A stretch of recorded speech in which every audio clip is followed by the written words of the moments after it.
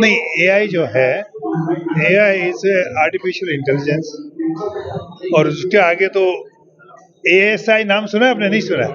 Artificial super intelligence. तो अभी AI में इस कंप्यूटर जो कंप्यूटिंग था उसको पूरा अपसाइड डाउन कर दिया है। It is a game changer. तो कंप्यूटर सिक्वेंशियली काम करता है। एआई क्या है कि you can talk to the computer, इतना पावरफुल हो गया है। So it will work like a human being, digital worker, intelligent worker, and I would say it can replace a human, but the challenge would be that it may not have it can even have a rational reasoning also. But to one extent, it may not be is the emotion part and that aspect. But otherwise, it will literally the best benefit. If it's a guardrails are put in, the best advantage of AI would be in education, healthcare, a lot of automation like cars, autonomous car, AI driven, no drivers, supply chain logistic.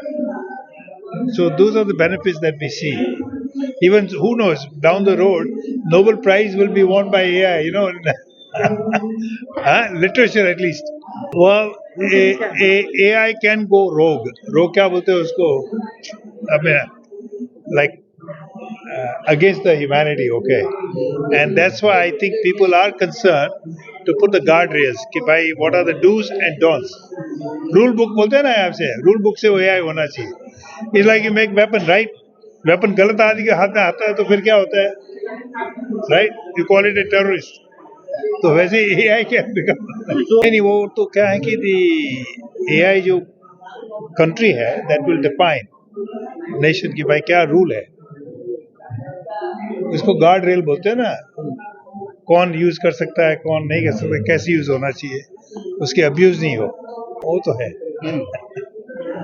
Well, highly digital, very skilled.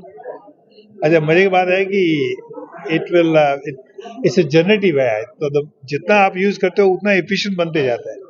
आपको कोई नया employ higher किया तो उसको train करने में time लगता है ना, ये एआई जल्दी ट्रेन हो जाता है। सूर्यक्षेत्र फाउंडेशन 18तम वार्षिकोत्सव एवं यही परिप्रेक्षी आम 16 जन डिफरेंट सेक्टर लोक सम्मानित करछु सूर्यक्षेत्र एक्सीलेंसी अवार्ड देकी। एवं आज आम गोटे आज दुनिया को शूट करुवा जोटा आर्टिफिशियल इंटेलिजेंस तार चैलेंजेस अपॉर्चुनिटीज विषय रे एक आलोचना चक्र रखीचु, जो थे 3टी कॉलेज रो स्टूडेंट माने आछंती, 3टी स्कूल रो स्टूडेंट माने आछंती एवं विभिन्न विज्ञ व्यक्ति आछंती। ता संगे आमर एनवीडिया जी हूँ एआई रो मास्टर्स तांकर इंडिया पार्टनर श्री प्रकाश जैन आसी उद्बोधन देइचंती। आमर प्रश्न पाठशाणी रही, विभु मिश्र रही, विभिन्न जो माने प्रकृति एथिरे नॉलेजेबल ये समाज रो केमते उन्नति करा जाय पारिबो से विषय रे सूर्यक्षेत्र फाउंडेशन कार्य करि आसु। आमर मुख्य उद्देश्य होउची गोटे 30टा जिल्ला रे केमते गोटे गोटे स्किल सेंटर करि हेबो, जो थे लेडीज एम्पावरमेंट पाई एवं एनवायरनमेंट को रक्षा करिया पाई, सुरक्षा देवा पाई जो कार्यक्रम सबू 30टा सारा जिले में करा।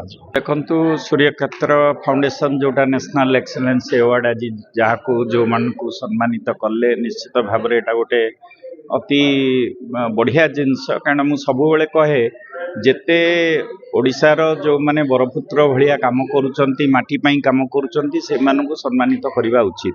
आ सूर्यक्षेत्र फाउंडेशन आज दीर्घ 25 वर्ष है जो सेवारे रही, मुंबई रु आरंभ करी ओडिशा माटी पर्यंत एते सुंदर भाव में डॉक्टर विपिन मिश्र जो कार्यक्रम करती आमे ओडिशावासी केबे भूलिबा उचित नुह। तांको घर को भी जे जाऊ खाइबाठू रहिबाठू प्रत्येक जिनस से सेवा करी ता भल हवा पर्यंत से ट्रीटमेंट करी आउरी हाथ में पैसा दे टिकेट करी पठाती। से भाया व्यक्तित्व को मु भावुची ओडिशा माटी केबे भूलिबा उचित नुह। ओडिशार बरपुत्र कहले अत्युक्ति हब नहीं। से माटी पाई सेवा करंतु, आउरी भगवान तांको दीर्घायु करंतु, यही आम जगन्नाथ पाखरे कामना रही।